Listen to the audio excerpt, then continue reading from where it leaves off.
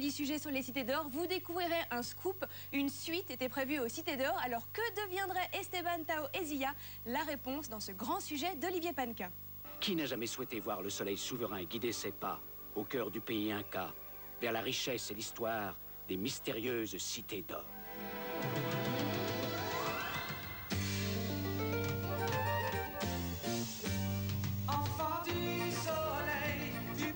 Souvenez-vous, Esteban, le fils du soleil, Tao, Zia, à la recherche des cités légendaires entièrement construites en or. C'était tous les mercredis après-midi de cette année 1982, tout un univers créé grâce à une belle collaboration entre des Français et des Japonais qui se connaissaient déjà bien à l'époque. Nous étions à Tokyo en train de fabriquer Ulysse 31 et Jean-Charles Lepin cherchait aussi une autre production et les Japonais de NHK ont proposé les mystérieuses cités d'or. Les artistes des deux pays ont donc pu se mettre à l'œuvre, les Français du côté des idées, les Japonais au scénario et au dessin. Pourtant, quand on regarde les personnages des mystérieuses cités d'or, le style japonais est loin d'être évident. D'ailleurs, ce n'est pas un hasard. NHK avait l'intention de faire quelque chose de prestige, donc il avait pris un très bon studio pour ça et les designs sont partis avec une volonté justement de ne pas faire comme les autres productions japonaises, justement pour se démarquer de cette production commerciale de l'époque. Il est vrai que lorsqu'on regarde le graphisme d'un manga comme Candy par exemple, on remarque tout de suite ses gros yeux remplis de lumière.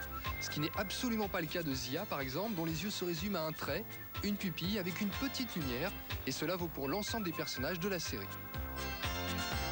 Mais cette charte graphique à l'européenne ne s'est pas faite en un jour, et les dessinateurs ont tâtonné longtemps avant de trouver l'aspect définitif des personnages, comme vous pouvez le voir sur ces premiers croquis d'Esteban.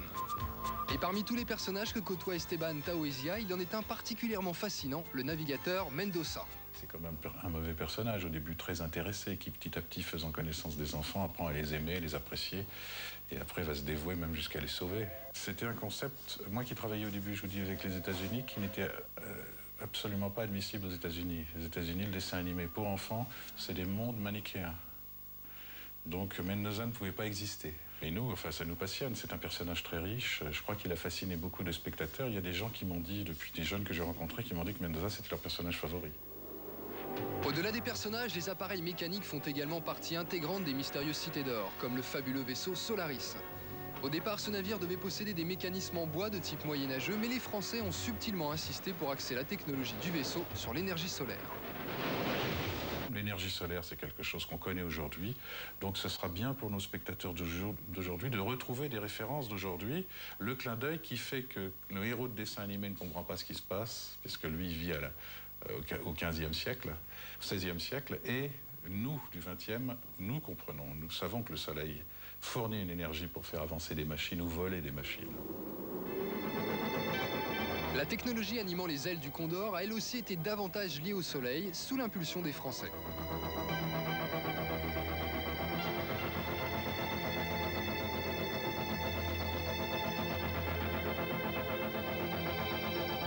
Aujourd'hui, quand on repense aux mystérieuses cités d'or, on se rappelle également les incontournables petits documentaires qui concluaient les épisodes.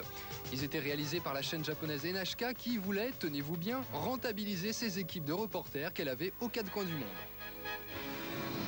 Célèbres et appréciés de par le monde, les mystérieuses cités d'or ont même fait l'objet d'une adaptation cinématographique au Canada. Malheureusement pour l'instant, le film reste dans les tiroirs. Voici quand même des photos d'Esteban, Tao, Pizarro et Gaspard. L'avenir des mystérieuses cités d'or est donc peut-être à voir ailleurs. Souvenez-vous, à la fin des 39 épisodes, Esteban et ses amis découvrent enfin l'une des légendaires cités d'or. Sachant qu'il est question qu'il en existe 6 autres de par le monde, on est en droit de s'attendre à une suite. Il en était question il y a 2 ans, très fortement, et puis depuis, plus personne n'en parle. La suite se passait à peu près une semaine après la fin de la première série. Les enfants prenaient le camp Condor et grâce à lui allaient en Amérique du Nord, où là ils découvraient une trace d'une autre cité d'or et traversant le Pacifique, se retrouvaient au Japon. Et pour découvrir une deuxième cité d'or au Japon. Voulant en savoir davantage sur cette suite qui n'a jamais vu le jour, on a réussi à croiser la route du fameux Jean-Charles Lepin lors du Japan Expo. Il a accepté de nous en dire un petit peu plus au sujet d'un nouveau personnage que rencontreraient Esteban et ses compagnons au cours de leur nouveau périple. Moi j'ai imaginé un personnage qu'il rencontre en fait, qui est un aventurier anglais qui a une encyclopédie, le fameux livre de Mou, si vous voulez, et qui a une encyclopédie avec lui. À l'époque, l'encyclopédie n'existe pas, nous sommes au XVIe siècle, et il le trouve alors qu'ils sont sur la Californie, prisonniers d'Indiens, ils vont être brûlés, exécutés, et lui il sort, c'est un espèce de village de quelques personnes qui arrivent d'aventuriers, et lui a fui l'Angleterre parce qu'il a été exécuté comme sorcier. Parce que ce livre lui donne des connaissances, et les gens le traitent de sorcier. Et il les récupère, et il part avec eux, avec le Condor, mais en fait, c'est un personnage très ambigu et très mystérieux, et qui est un personnage dangereux pour eux. J'ai peur, j'ai trop. Espérons qu'un jour, ils trouveront l'or nécessaire pour poursuivre les aventures d'Esteban, Tao et Zia. Au revoir et à bientôt.